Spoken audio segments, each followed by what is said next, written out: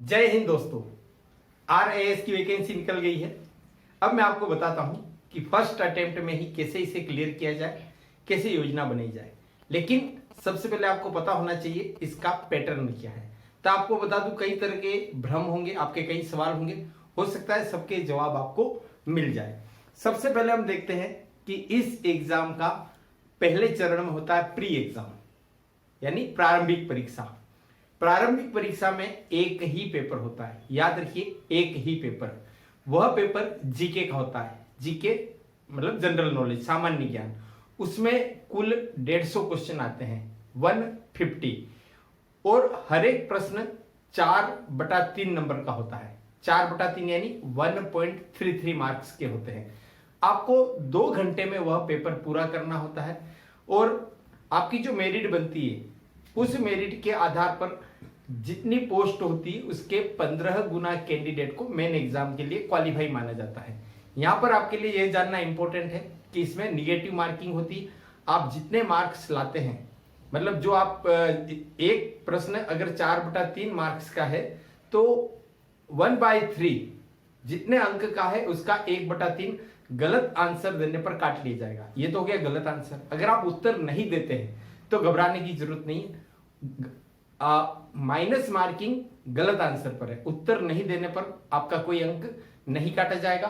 अभी आप देख लीजिए कि जो भी 150 क्वेश्चन है ना, सभी ऑब्जेक्टिव टाइप के होंगे, बहुविकल्पी, और हर एक प्रश्न के 4 ऑप्शन होंगे। OMR शीट मिलेगी आपको। यहां पर आपको बता दें कि ये जो आप मार्क्स लाते हैं ना, यह मार्क्स प्री के यहीं पर खत्म हो जाएंगे।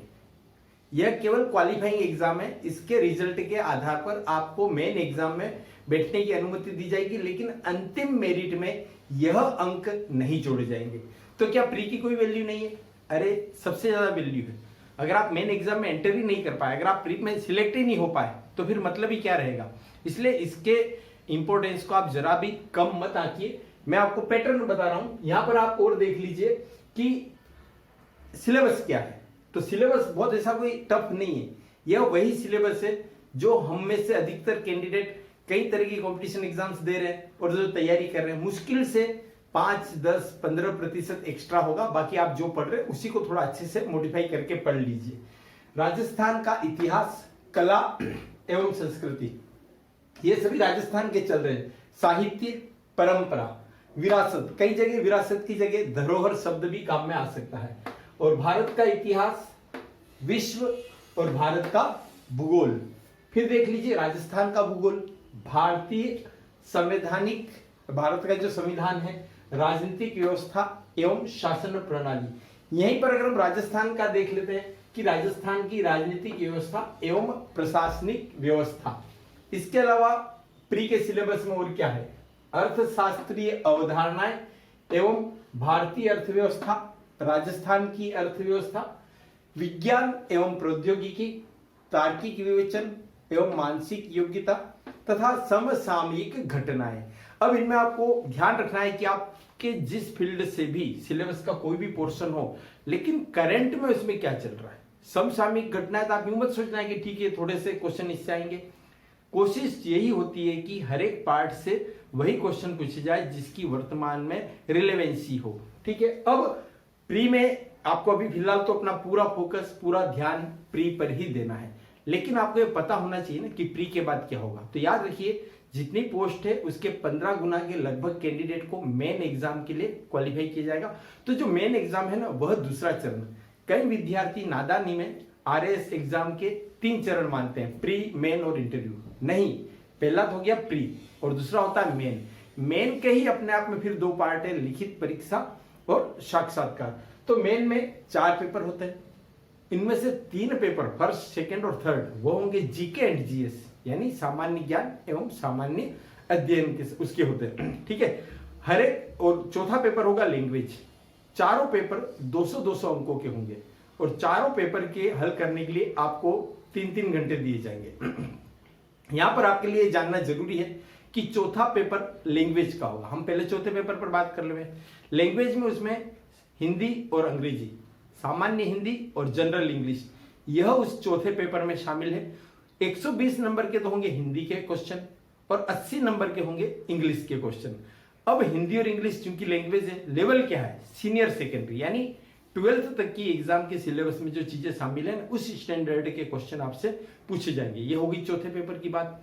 अब पहले, दूसरे और तीसरे पेपर में क्या होगा, तो उसमें होंगे जीके जो राजस्थान से रिलेटेड है, भारत और विश्व से भी संबंधित है, एथिक्स से रिलेटेड है, साइंस एंड टेक्नोलॉजी है, थोड़े बहुत मैनेजमेंट के, लोक प्रशासन, राजनीति की व्यवस्था, ये है। मेन एग्जाम की पूरी डिटेल तैयारी कैसे करें यह मैं अपने बाद वाले वीडियो में बताऊंगा। यह चीज भी आपको बताऊंगा कि कौन कौन से पोर्शन प्री और मेन में कॉमन है, ताकि आप प्री की तैयारी करते ही ध्यान रखिए। पर फिलहाल मैं बता रहा हूं कि चारों पेपर के कुल मार्क्स कितने होंगे, 4 × 200, 800 मार्क्स। अब इन 800 नंबर में से जितनी पोस्ट है उसके 2.5 से 3 गुना को इंटरव्यू में बुलाया जाएगा। और इंटरव्यू कितने नंबर का होगा, 100 नंबर का। अब यहां पर मैं आपको बता दूं, मेन और इंटरव्यू दोनों में मिनिमम क्वालिफाइंग मार्क्स नहीं है, प्री में भी नहीं है। इसलिए आप ये टेंशन मत रखिए कि कोई पेपर बिगड़ गया या उसका सिलेबस हमारे टफ लग रहा है तो हमारा क्या होगा। आप कितने भी अंक लाओ, कोई इश्यू नहीं है।